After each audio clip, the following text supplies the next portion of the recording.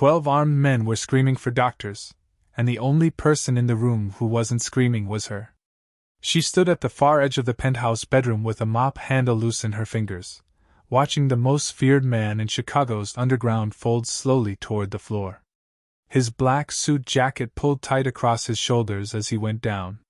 One hand caught the edge of the table. The other pressed flat against his sternum as though he could hold something inside himself through sheer will. He couldn't.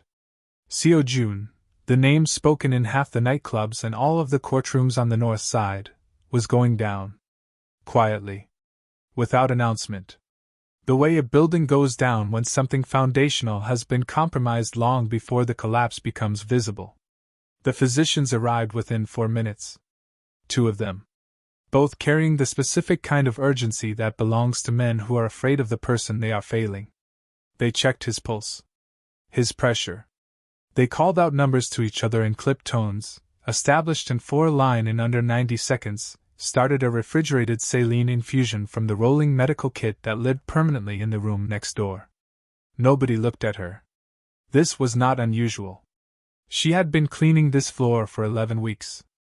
In 11 weeks, she had been looked at twice, once by a junior underboss who wanted his coffee retrieved, and once by the building manager on her first shift, who had studied her face with the specific attention of a man deciding whether a secret he was keeping was safe. She had held very still under that look. Let him decide. He had decided she was safe. He was not entirely wrong. If you're already sensing something is off about this story, stay with it. You're not wrong. She was moving before she understood why. Not toward the bed. Not toward Seo Joon. Toward the floor stand. She had learned, in a previous life, that you never look at the patient first. You look at what is going into the patient. The bag was standard saline. Refrigerated, as indicated. The line ran clean. But the tubing, she leaned closer. 3 inches. Close enough that she could feel the ambient cold radiating from it. That was not normal. Refrigerated saline ran cold. She knew that. Every infusion of this type ran cold. But it did not run cold enough to produce visible condensation on the outer surface of the line in a heated room. The penthouse was 72 degrees. She knew this because she adjusted the thermostat herself every evening, per building protocol. The tubing was fogging. Not sweating. Fogging. Like a glass pulled from a freezer. Like something inside that line was significantly, deliberately colder than the room it was running through. She stood upright. Did not touch it. Looked at the 2 physicians managing Seo Joon's vitals on the other side of the bed. Neither of them had looked at the line. She pressed her lips together. Breathed once. Set the mop handle softly against the wall. Nobody noticed her do it. On the floor, Seo Joon opened his eyes. He did not find the physicians. He did not find his underbosses. He did not find the room or the ceiling or any familiar landmark of his own penthouse. He found her. She was standing very still beside his floor stand, watching the tubing with an expression he did not have a category for. Not fear. Not confusion. The focused attention of a person who has seen this before and is calculating, very quickly, what it means. He had never looked at her face until that moment. He looked now. The senior physician called out a directive. 2 underbosses moved to comply. The room reorganized itself around Seo Joon's collapsed body, and in the reorganization she was pushed 3 steps back, away from the floor stand, away from the line she had been studying. She let herself be pushed. But her eyes stayed on the tubing. It was still fogging. She had spent 4 years trying to forget what she knew. Trying to put enough distance between herself and a specific category of pharmaceutical knowledge that had once cost her everything. She had cleaned hospitals. She had cleaned office buildings.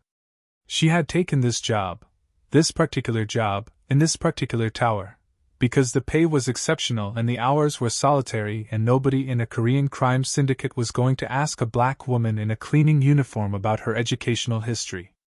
She had been right about that. She had been wrong to think it would stay simple. Because she knew what caused that kind of condensation. And if she was right, and she was trained well enough to know she was right. Then the physicians currently treating Seo Joon were not saving him. They were accelerating something. Why does a cleaner understand what two trained physicians cannot see? That question would matter before the night was over. 40 minutes earlier, Seo Joon had been sitting at his dining table eating alone. She knew this because she had been cleaning the hallway outside it, and Seo Joon ate alone most nights, not from isolation, she had come to understand, but from preference. He processed the world better without an audience.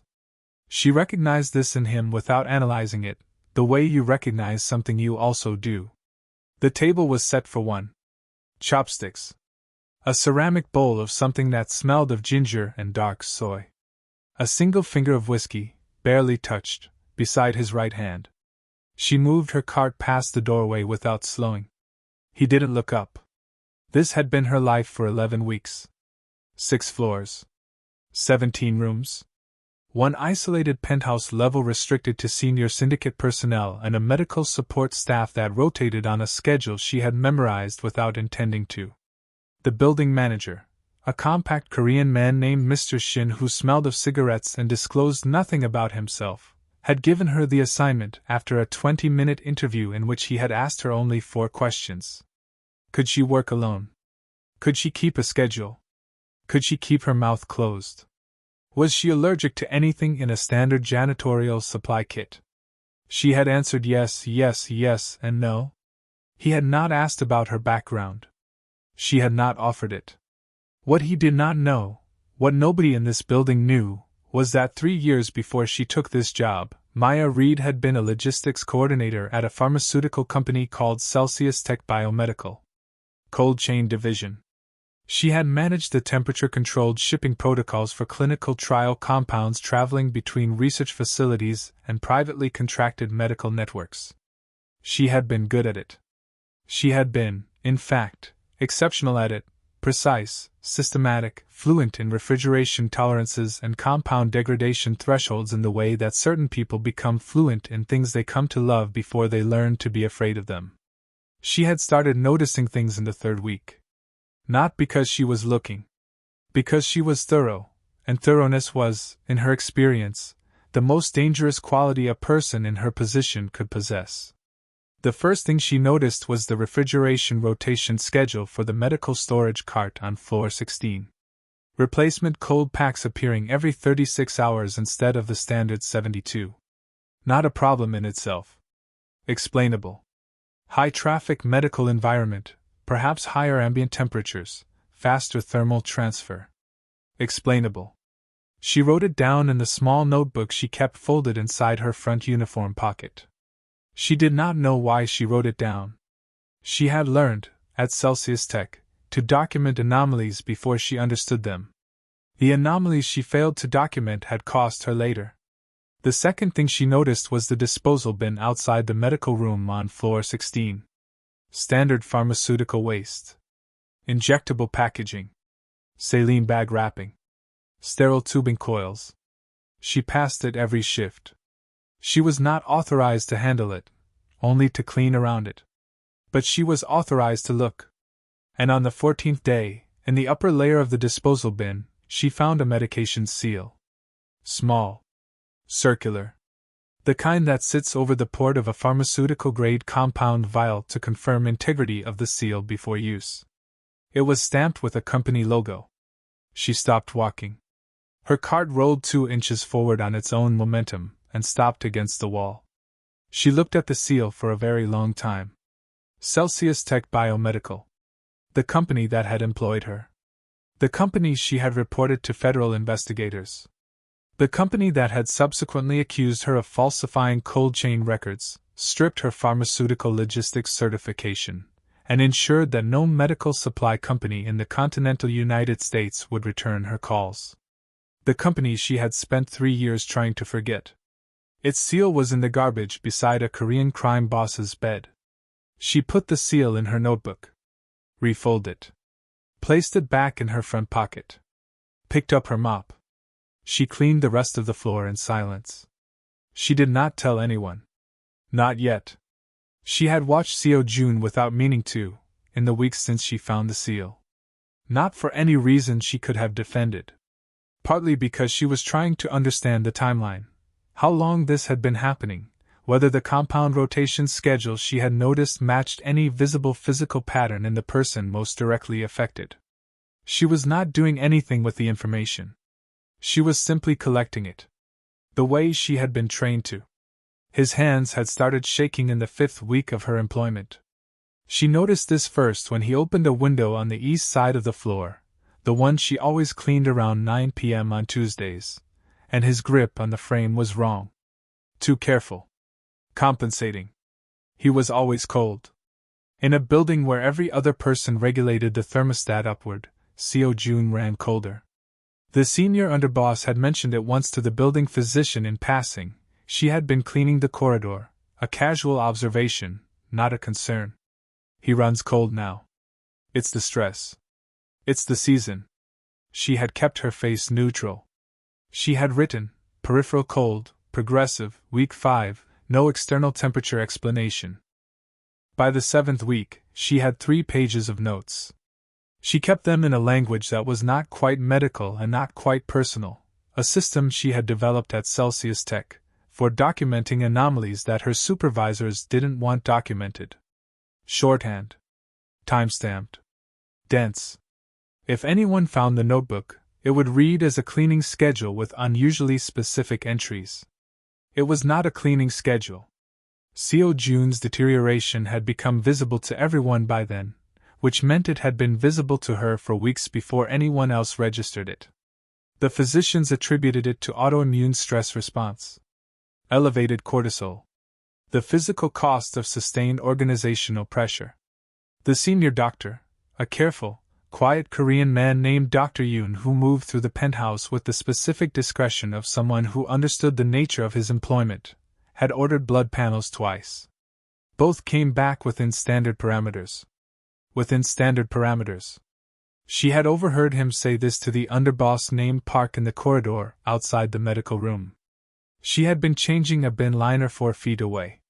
She thought, those panels don't test for what I think is in that line. She thought, peripheral thermoregulatory compounds don't present in standard hematology. She thought nothing else, outwardly, for the duration of her shift. The infrared thermometer was not her property. It belonged to the janitorial supply closet on floor 14, where it was used to check ambient surface temperatures in the cold storage areas, standard building maintenance equipment, unremarkable, kept on the middle shelf between a hygrometer and a flashlight. She signed it out on a Wednesday, under the notation, Cold Wall Surface Inspection, Floor 16 Corridor. She had done this twice before in her cleaning rotation.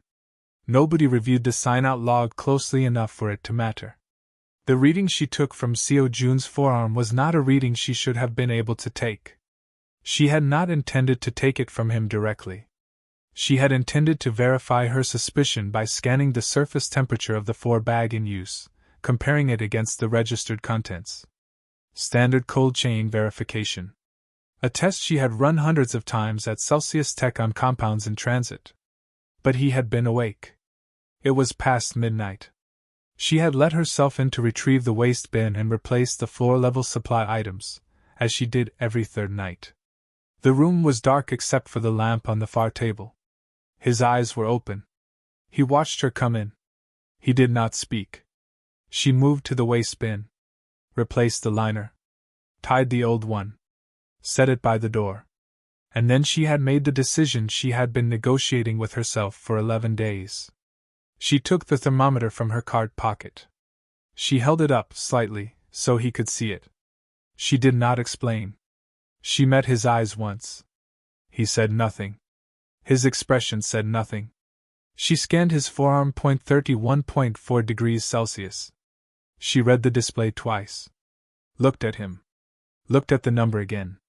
Normal peripheral skin temperature ranged between 33 and 36.9 degrees. His core vitals, she could see the pulse ox display on the bedside unit, were within normal parameters. Heart rate slow but functional. Oxygen saturation holding. But his skin was running almost 2 degrees below the minimum threshold for peripheral circulation. In a heated room. In a man whose core was not in crisis. That gap, between a functioning core and a periphery running subclinical cold, was not autoimmune. It was not stress. It was not seasonal. It was compound-induced. She had seen one case of it, years ago, in a leaked trial report that Celsius Tech's legal team had spent significant resources attempting to suppress.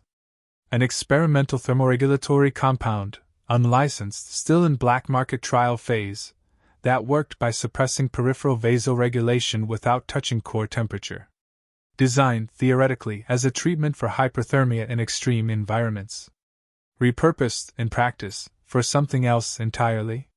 She powered off the thermometer. Put it back in her pocket. She stood for a moment beside his bed, facing the window. 31.4 degrees. And falling. Outside, Chicago moved past the floor-to-ceiling glass.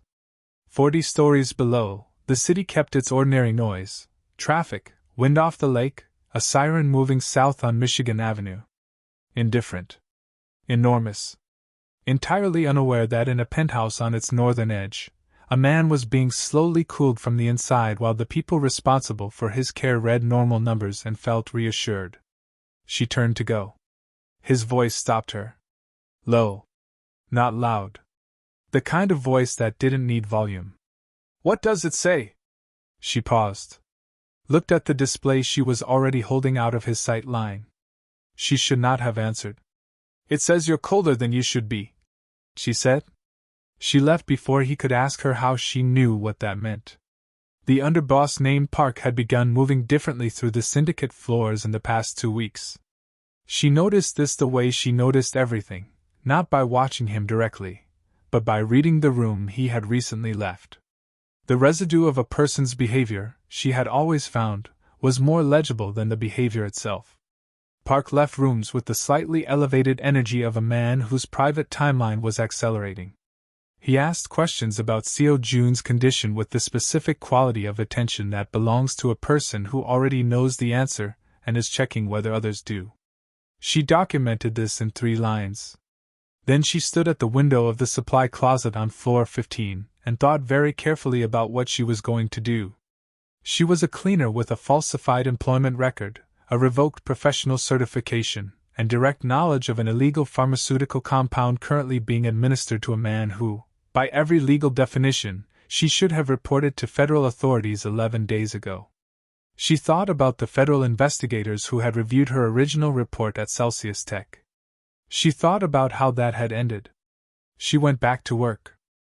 At 6:47 p.m. on a Thursday, she heard him hit the floor. Not the floor exactly, the edge of the dining table, then the floor. A double sound. First the impact of something heavy and expensive being knocked sideways, then the single flat percussion of a body dropping without any protective reflex to catch it. She was 3 rooms away. She stopped moving. The building went from quiet to screaming in under 10 seconds. She was not supposed to be on the medical floor during a crisis event. Protocol was explicit. Non-syndicate personnel cleared to designated holding areas on subfloor 12 during any medical or security emergency. She had been shown this on her second day. She had nodded. She had memorized every exit on floors 14 through 16 before the end of her first week. She moved to the corridor instead of the stairwell. She stood back. She watched. The dining room was visible from the service corridor through the maintenance window, a long narrow glass panel installed for building inspection purposes that nobody used except her. She pressed her back to the wall beside it and looked through at an angle. Seo Joon was on his side against the baseboards. One arm extended. His jacket had ridden up. There was blood at the corner of his mouth, dark venous, the kind that came from internal pressure rather than a wound. His eyes were open. He was conscious.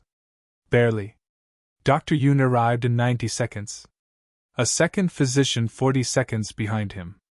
The underboss Park was already there, crouched near Seo Joon's shoulder, hand on his arm, face composed in the specific configuration of a concerned subordinate. She watched Park's hand on Seo Joon's arm. She watched it for a long time. Dr. Yoon made his determination within 8 minutes. She couldn't hear every word through the glass, but she knew the clinical vocabulary well enough to reconstruct the sentences from the fragments that carried anticoagulant deficiency, vascular integrity breakdown, accelerated by stress-induced cortisol suppression. Not wrong, exactly. Those symptoms were consistent with what was happening to Seo Joon's body. But they were downstream effects. Symptoms of the compound's work. Not the cause. She pressed her hand flat against the wall. Dr. Yoon was already speaking to the pharmaceutical supply contact on his mobile. She caught 3 words clearly: refrigerated infusion. Aggressive protocol. Her stomach dropped. She understood what was about to happen. A refrigerated infusion, designed to deliver anticoagulant therapy and vascular stabilizers, was the medically sound response to the symptoms Dr. Yoon was treating. If Seo Joon were suffering from what Dr. Yoon believed he was suffering from, that infusion would help him. But he wasn't. He was being administered a peripheral thermoregulatory suppressor through his existing 4-line. His body's warmth regulation mechanisms were being systematically disrupted.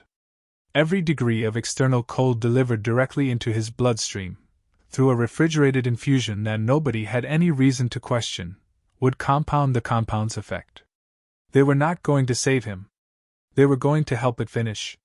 She walked directly to Dr. Yoon while Park was still in the room.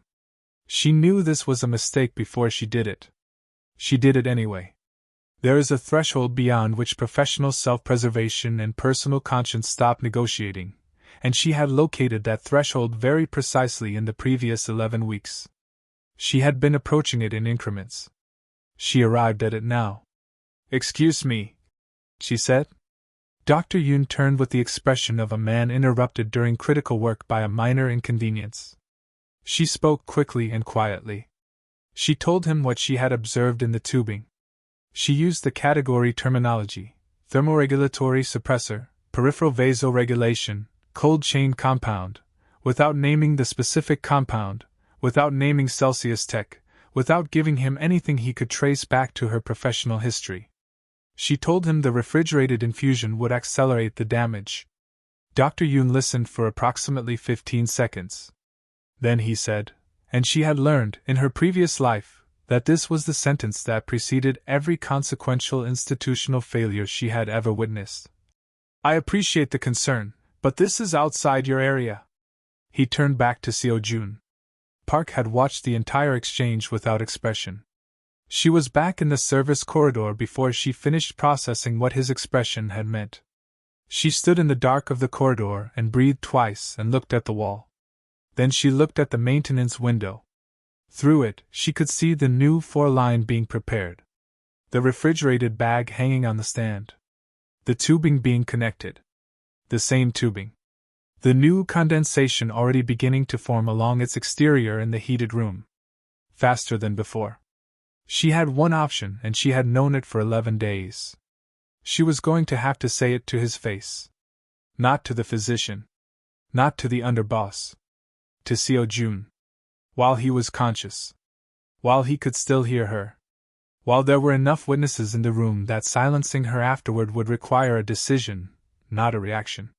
She had spent her entire professional life being erased by institutions. By companies. By federal investigators who wrote up a report and then, months later, appeared on the same side of a deposition as the company she had reported. She was not going to be erased this time by a physician who didn't know what he didn't know. The new drip began to flow. She started moving. Every sentence that follows is true.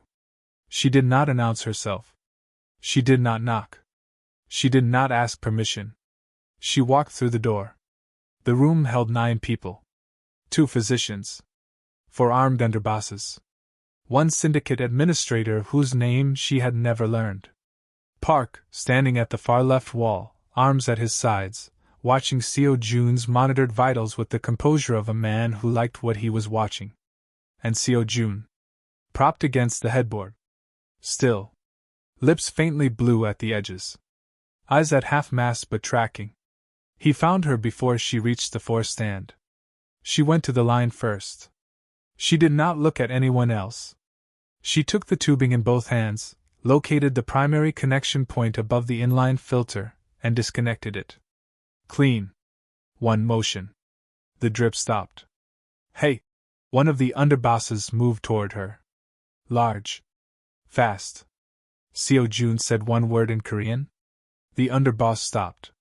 The room was very quiet. She turned to face Seo Joon. She looked at the physicians. Both watching her. She looked at Park. His face had not changed. She looked back at Seo Joon. And she said it? Not loudly. There was no need. This isn't illness. She set the disconnected line on the tray beside her.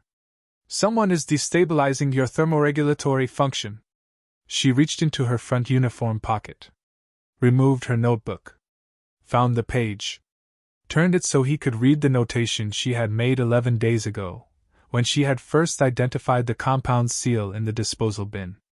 The compound is called CVX7 thermoregulatory inhibitor. Cold chain variant. It was an illegal trial phase when the company that made it went under a federal investigation. She paused. It suppresses peripheral vasoregulation without touching core temperature. Your vitals read normal. Your body is cooling. Still quiet. Every refrigerated infusion they have given you has compounded the effect. She stopped. She had said everything there was to say. Dr. Yoon's face had gone through 4 distinct expressions. She catalogued them the way she catalogued anomalies.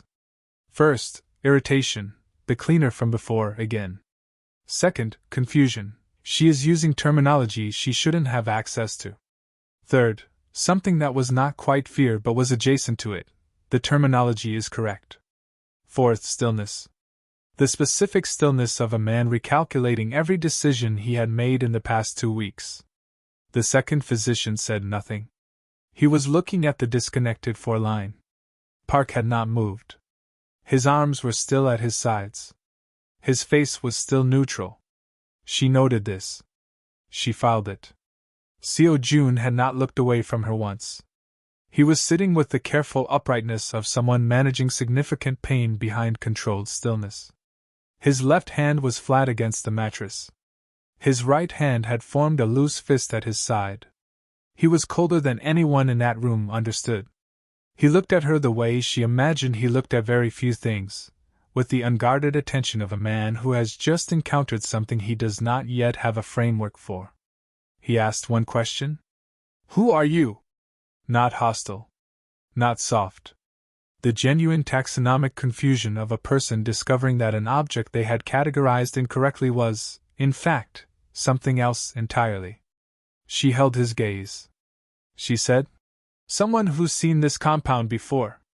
She said nothing else. In the corridor outside, 15 seconds later, she could hear the room beginning to reorganize. The second physician calling for the compound name to be cross-referenced. Dr. Yoon speaking in clipped Korean into his mobile. An underboss opening a door. She stood with her back against the wall of the service corridor. Her hands were entirely still. She had kept this knowledge for 3 years. Had carried it through the federal investigation, through the loss of her certification, through the sequence of cleaning jobs in 3 cities that had eventually delivered her here, to this tower, to this floor, to this man's room. She had not planned to give it away tonight. She had not planned a great number of things that had turned out to be necessary. Inside the room, Park made a phone call. She heard him dial. Heard the brief silence of a ring. Heard him say, in Korean, 4 words she had learned to translate during her 3rd week of cleaning this floor. She knows the name. He ordered everyone out. Not loudly. He did not need volume. He said 2 words in Korean, flat, final, the verbal equivalent of a door closing, and the room emptied in under 40 seconds. The physicians. The underbosses. The syndicate administrator whose name she still didn't know. Park left last. She watched him go. He did not look at her. He looked at Seo Joon once, briefly, with an expression that contained something she did not yet have enough information to name. Then the door closed behind him, and she was alone in the room with the man she had just stopped from dying and the disconnected 4-line still lying on the tray beside her. The room was very quiet. Seo Joon had not moved from the headboard. She busied her hands with the 4-stand. Not from nervousness, She had moved past nervousness somewhere around the moment she walked through the door, but because her hands needed a task while her mind finished processing what she had just done. She removed the compromised bag from the hook, set it on the tray, checked the secondary line, verified the inline filter was uncontaminated. Clinical. Methodical. The habit of someone trained to work carefully in conditions that required it. He watched her do all of this without speaking. When she was finished, she stood at the foot of the bed and looked at him directly, which was something she had spent 11 weeks deliberately not doing. "How long has the cold been in your hands?" she asked. He looked at his hands. Left first, then right, as though consulting them. 2 months, he said. Maybe more. She nodded. 2 months aligned with the refrigeration pack rotation anomaly she had documented in week 3 of her employment. Which meant the compound had been in circulation here before she arrived. Which meant whoever was administering it had established the supply chain with enough lead time to build it into the medical infrastructure of the building before anyone noticed. She said, "The effect is reversible. If the compound source is removed and the peripheral circulation is supported for long enough, your thermoregulatory function will stabilize." He was quiet for a moment. "How long?" 2 weeks. Maybe 3. "And if the source isn't removed?" She held his gaze. "You have less than 1.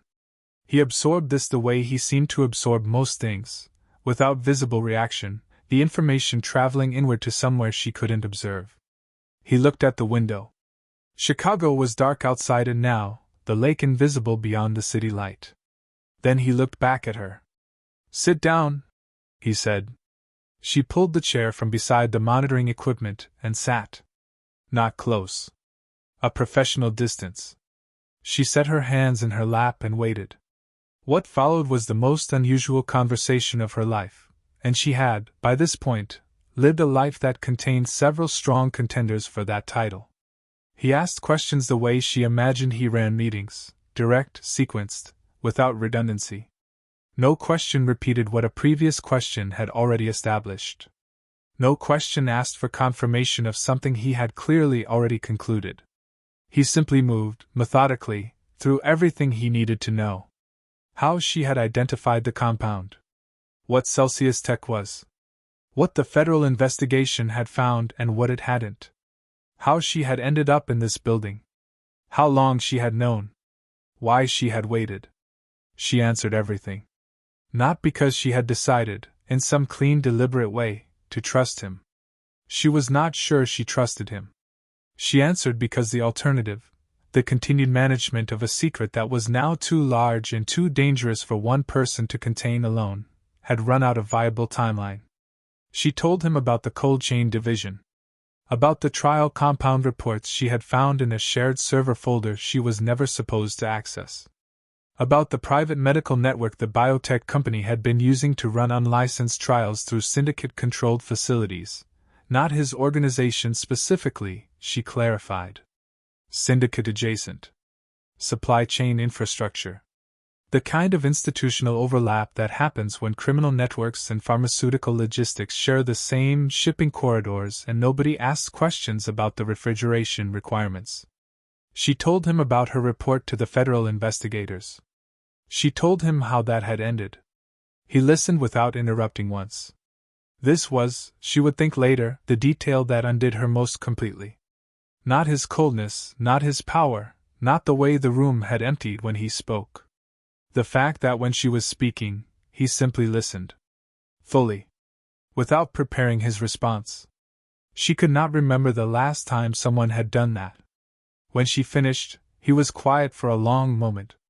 Then he said, "You came back into a building connected to the company that destroyed you. I didn't know the connection when I took the job," she said. "I found out in week 3. And stayed." "Yes." He looked at her. Not through her, that had stopped in the dining room, when he hit the floor, when some recalibration had occurred that she hadn't been present for. At her. With the full attention of a man who had spent years reading rooms and was now reading a single person with the same concentrated precision. "Why?" he asked. She had been asking herself the same question for 8 weeks.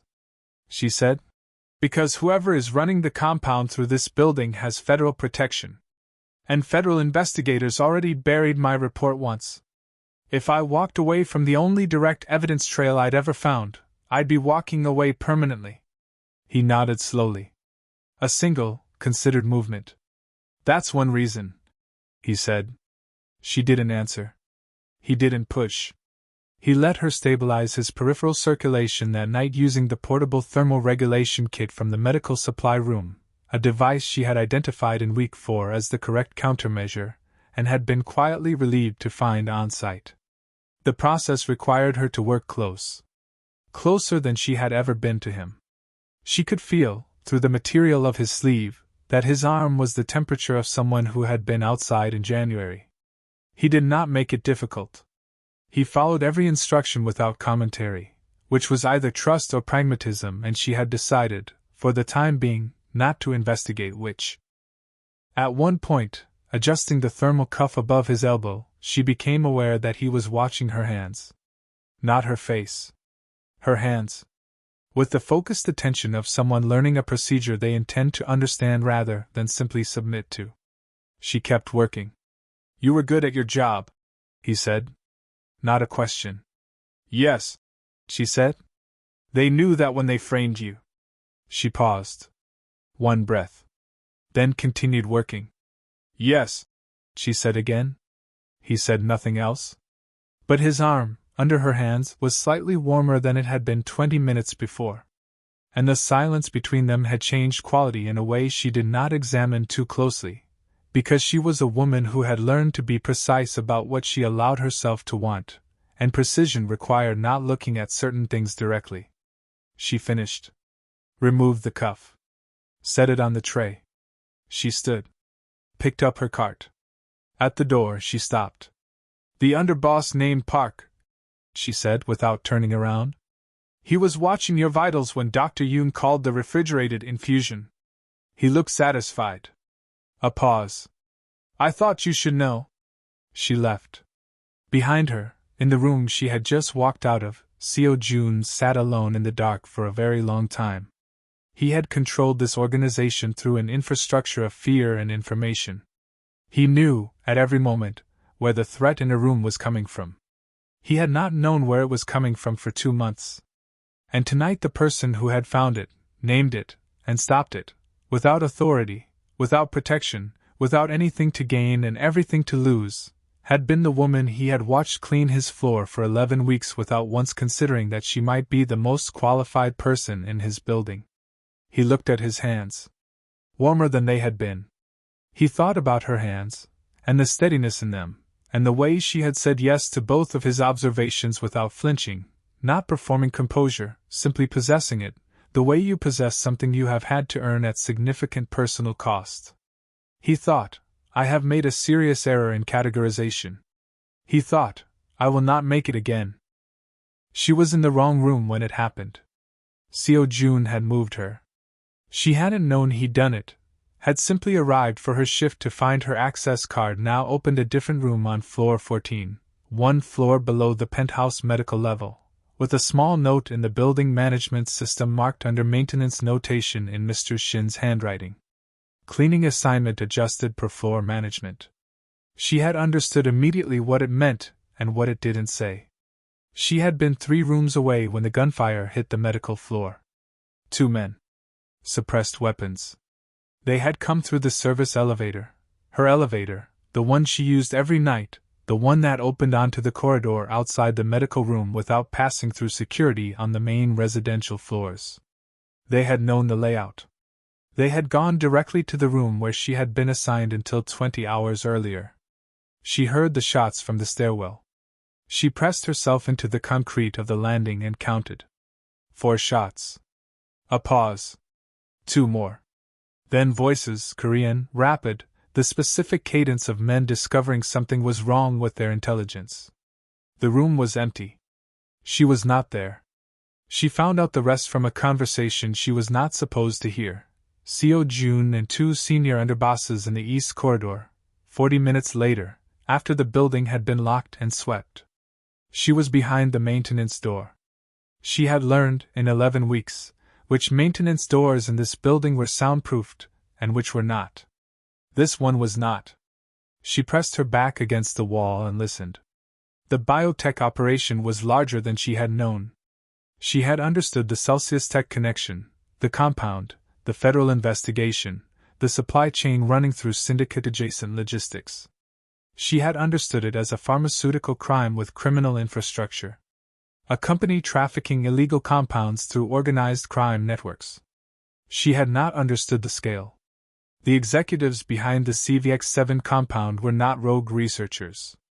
They were the primary investors in a multinational pharmaceutical cold chain operation that had been running unlicensed human trials, not clinical trials, not even the kind of illegal trials she had documented at Celsius Tech, but operational trials. Testing the compound's lethality curve. Refining the dosage for targeted elimination of specific individuals. Using Syndicate medical networks as delivery infrastructure because Syndicate medical networks didn't file adverse event reports. The unwilling patients in the Chicago trials were not random. They were people someone had wanted eliminated without evidence of deliberate cause. She stood behind the maintenance door with her hand flat on the concrete wall and understood, for the first time, the full shape of what she had walked into. Seo Joon was not a random victim. Someone had specifically selected him for elimination through a method designed to be invisible in an autopsy. And the federal protection behind the operation meant that whoever had selected him was not afraid of the law. He came to find her an hour later. She was sitting on the floor of the supply closet on floor 14 with her notebook open in her lap, working through the shipping manifests she had been quietly photographing for 3 weeks on her phone. Cross-referencing cold chain delivery records against the timeline of Seo Joon's deterioration. Building the evidentiary structure she had been constructing, methodically and without acknowledgement, since the night she found the Celsius Tech seal. He knocked once. Then opened the door, because it was his building. He looked at her on the floor. At the notebook. At the phone with its photographed manifests. He said nothing for a moment. Then he sat down on the floor across from her, back against the opposite wall, which was not something she had expected Seo Joon to do, and which recalibrated several things she had assumed about him. "You've been building a case," he said. "I've been documenting," she said. "I didn't know what I was building it for." "You do now." She looked at the manifest page on her phone. The Celsius Tech routing codes. The Chicago distribution node. The names of 4 hospital facilities used as delivery endpoints for compounds that never appeared in any registered clinical trial database. "They tested it on patients," she said. "In this city. In facilities connected to your supply network." He absorbed this without looking away. "How many?" "The manifests cover 18 months of distribution. I don't have patient records." "But the volume." She paused. "It wasn't a small trial." He was quiet for a long time. She looked at him directly. "Your organization helped them move it." "I know," he said. "Did you know at the time?" The pause was half a second. She clocked it. "No," he said. She held his gaze. Then nodded once and looked back at the manifest. She was not certain she believed him entirely. She was certain that it was possible not to believe someone entirely, and still need their help. She had learned this at Celsius Tech. She was applying it now. "I need access to the pharmaceutical storage records for the full building," she said. "Not just floor 16. All of it. If the distribution ran through the medical infrastructure here, there will be cold chain records going back further than my assignment. Refrigeration logs. Temperature audit trails. Things your maintenance system will have archived automatically." He studied her. "If I get you those records," he said carefully, "what are you going to do with them?" She was honest. "I don't know yet," she said. He considered this for a long time. Then he got up off the floor with the careful economy of a man managing residual physical damage, and he looked down at her, and he said, "They should have killed you first." Not a threat. An assessment. the specific tone of a man recalculating a strategic error that did not belong to him. She understood what he meant. Yes, she said. They should have.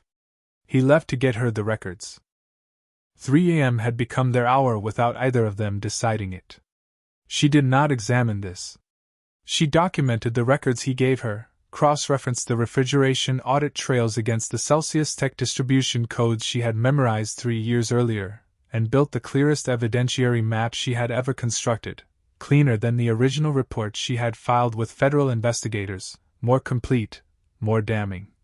Documented in a way that was harder to bury because it existed in multiple formats across multiple storage locations, some of which Seo Joon did not know about. She worked until 3 most nights. On the 3rd night he appeared. He had not been able to sleep. She understood this without being told. His peripheral circulation was stabilizing, which meant his body was beginning to register warmth again, and there is a specific restlessness that accompanies a body rediscovering a sensation it has been denied for months. He brought coffee. 2 cups. He set one beside her notebook without comment, and took the chair on the other side of the table, and drank his own in silence while she worked. She kept working. This happened again the following night. And the night after that. She learned him in increments, the way she learned most things, through observation rather than disclosure. He did not talk about himself directly. He talked around the edges of himself, the way people do when they have spent years operating in environments where direct self-disclosure is a liability. She was familiar with this habit. She had it herself. He had grown up in Chicago, not Seoul. 2nd generation. His Korean was fluent and formal in professional contexts, faster and less careful when he was angry or tired. He read. She noticed this from the books on the east shelf of the penthouse study that she cleaned every Thursday, and from the way certain pages were marked with the kind of specific intention that belongs to active readers rather than collectors. He ate alone not because he was lonely but because he found most people's company less useful than his own thoughts, which was a quality she recognized and did not say so. He was, she had concluded by the end of the 2nd week of 3 a.m. coffee, a more precise person than he had any social incentive to appear. And he had started looking for her first when he entered a room. She had noticed the first time. She had not said anything.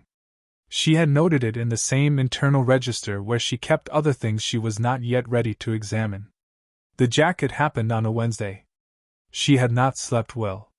The building's heating had run inconsistent on the lower floors, an irony she felt but did not voice, and by 2 a.m. she had been working in the supply room with her sleeves pulled down and her arms folded between sessions at the table. When he arrived at 3, he looked at her for a moment. Then he took off his jacket, black, linen, the kind of garment that cost more than her first month's rent, and set it over her shoulders without asking. She went very still. He sat down. Picked up his coffee. She looked at the jacket on her shoulders for one moment. Then she kept working. Either of them mentioned it. She drafted the federal contact message on a Friday night. She had the investigator's name from a source she trusted more than the original federal team, a former Celsius Tech compliance attorney who had reached out 3 months after the investigation closed, anonymously, through an encrypted channel, to tell her that the buried report existed and that there was one investigator not attached to the original team who might receive it differently. She had held the name for 2 years.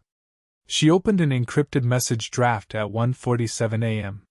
She wrote carefully. She attached 4 of the most specific manifest records, enough to establish the supply chain, not enough to expose the full depth of what she now knew. A first contact. A test of whether the channel was clean. She saved it as a draft. She did not send it. She did not send it because she had not yet decided what sending it would mean. She knew what it would mean legally. The evidentiary package she had built, delivered to the right investigator, would be sufficient to open a new federal inquiry into Celsius Tech's successor operations and the pharmaceutical cold chain trafficking network running through Chicago's Syndicate medical infrastructure. It would almost certainly result in her own testimony. Public testimony.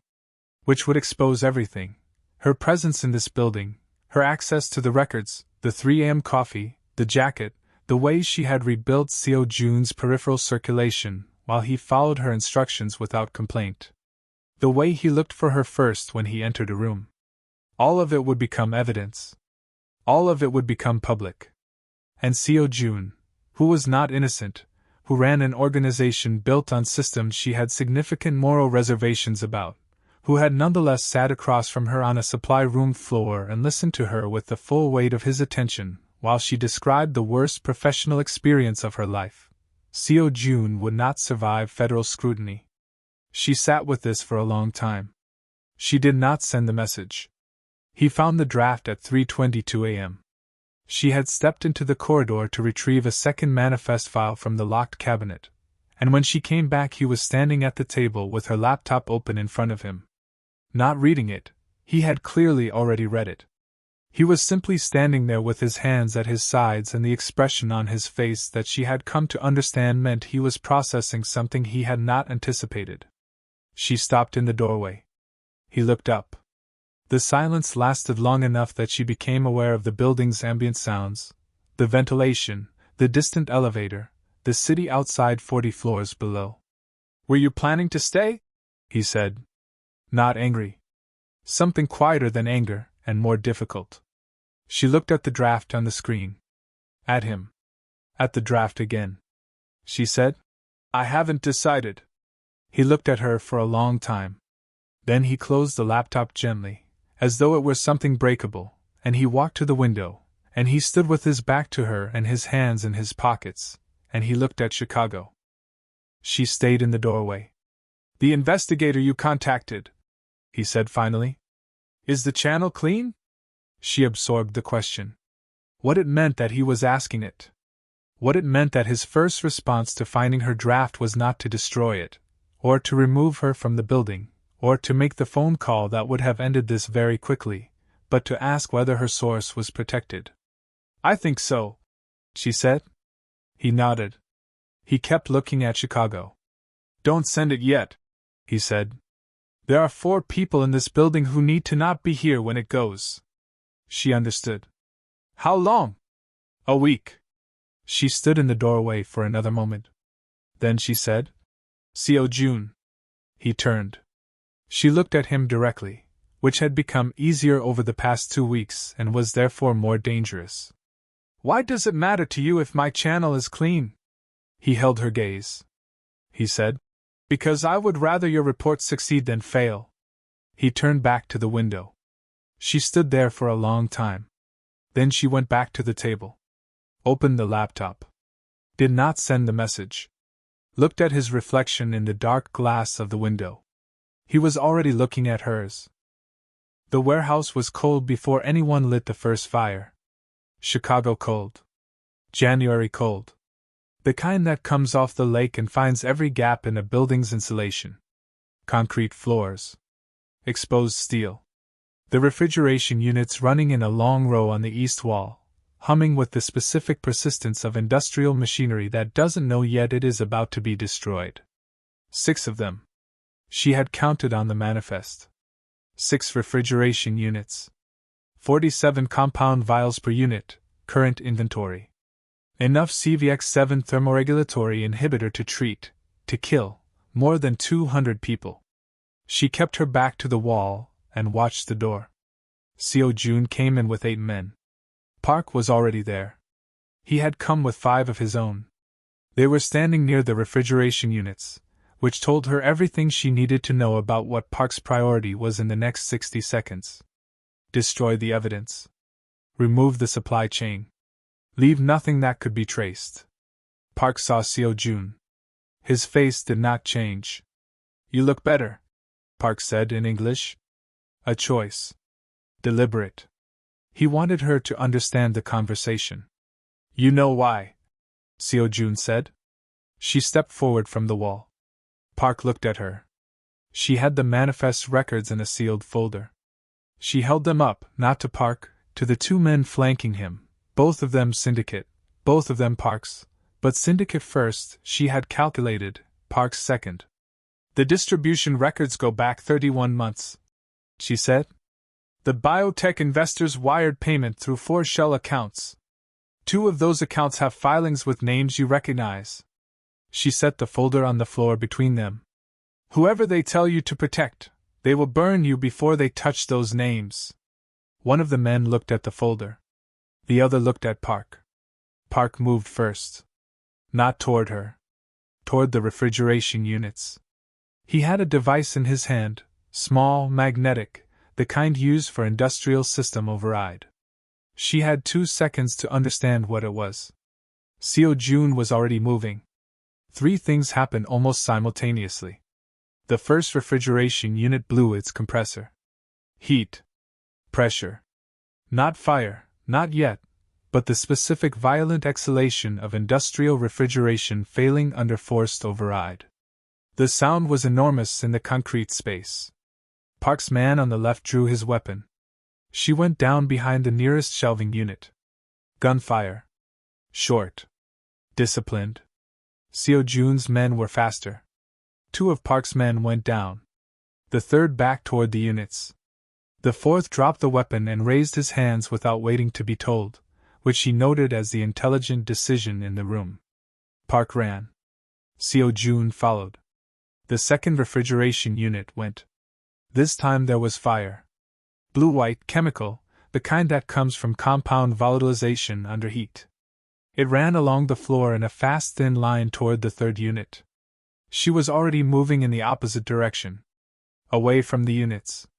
Toward the secondary exit she had located on the building schematic 3 days ago because she had learned, by now, to locate secondary exits before she needed them. The folder of manifests was still on the floor. She went back for it. Heat at her back. The third unit joining the second. The sound climbing. She grabbed the folder. She ran. Park was against the far wall when she came through the door. Seo Joon had him by the front of his jacket. Park's face had finally changed, the composure gone, something underneath it that was smaller and less controlled than anything she had seen from him in 13 weeks. She stopped. "The biotech investors," Seo Joon said. His voice was entirely level. "Names." Park looked at her. "She's going to destroy everything." "Names," Seo Joon said again. Park gave them. Seo Joon listened to all 4 without interrupting. Then he stepped back. Park straightened his jacket. "You should have let the compound finish," Park said. Seo Joon hit him once. Clean. Final. Park did not get up. Behind them, through the walls, the warehouse burned. The refrigeration units went in sequence. She counted them from outside, in the parking lot, folder held against her chest, watching the windows light blue then white then orange. 6 units. 47 vials each. 282 potential counts. All of it burning. Seo Joon came out with blood on his shirt. She saw it immediately. Left side. Below the ribs. Not from Park. Park hadn't touched him. From inside, somewhere in the chaos she hadn't seen. "You're hit," she said. He looked down. Then up. "I know." She moved toward him. He stopped her. One hand. "Not rough. Careful. The federal contact," he said. "Send it tonight." She looked at the blood. "Send it tonight," he said again. "Before the building is on fire too." She looked at him. "Come with me." "No. Seo Joon. If I'm beside you when you testify, the testimony dies." He looked at her steadily. "You know that." She knew that. She didn't move. He reached into his jacket. The car keys landed in her palm, warm from his pocket. "If you stay now, they'll bury you beside me." Chicago cold. The lake somewhere north of them, invisible, enormous. The warehouse throwing orange light against the low sky. She looked at the keys. She looked at him. "1 second," she said. "I know," he said. She left. For 1 second she almost chose him over freedom. 6 weeks later, Maya Reed, pharmaceutical cold chain specialist, formerly of Celsius Tech Biomedical, testified before a federal grand jury in the Northern District of Illinois. She was not, this time, testifying on behalf of a report that would be buried. The investigator her source had named had spent 14 months building a parallel inquiry independent of the original team.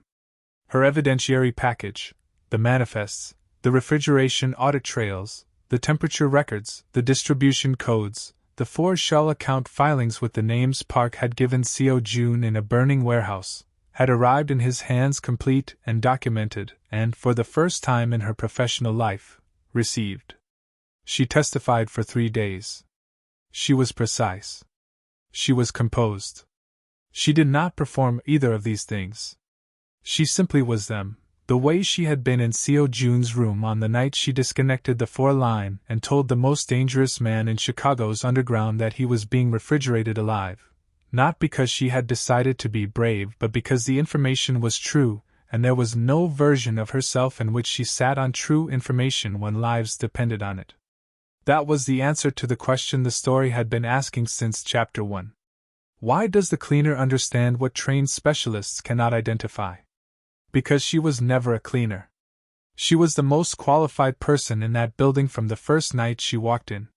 She had been invisible not because she lacked expertise but because the world she moved through had a specific way of not seeing certain women in certain uniforms in certain rooms, and she had learned to use that, had refined it, had survived on it, until the night survival required her to stop. The biotech investors were indicted on 31 counts. 2 of the 4 names Park had provided were attached to registered federal contractors. This created additional charges. Additional inquiries. The original federal team that had buried her report was referred for internal review.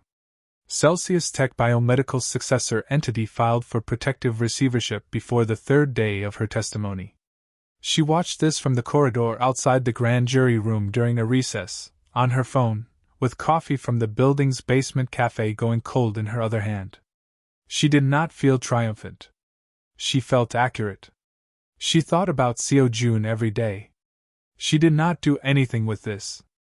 It was simply true, the way compound degradation thresholds and refrigeration tolerances and the specific temperature at which peripheral vasoregulation begins to fail were true, factual, precise, something she carried not because she chose to but because her mind was the kind of mind that held things it had measured carefully. She had measured him carefully. She knew he was alive.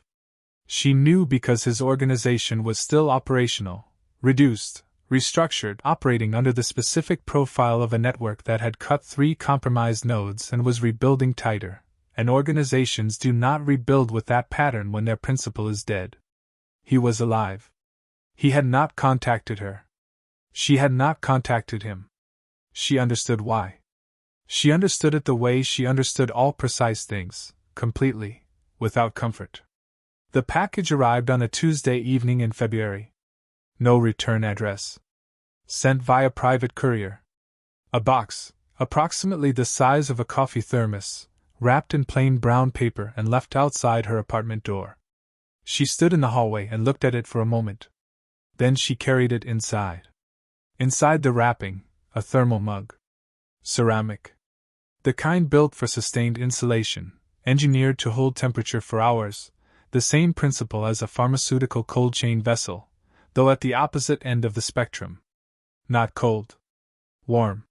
Still warm through the wrapping, through the delivery, through however many hours it had traveled to reach her door. No note. She understood. He had sent her the one thing the compound had been taking from him. The thing she had spent 2 weeks helping him reclaim.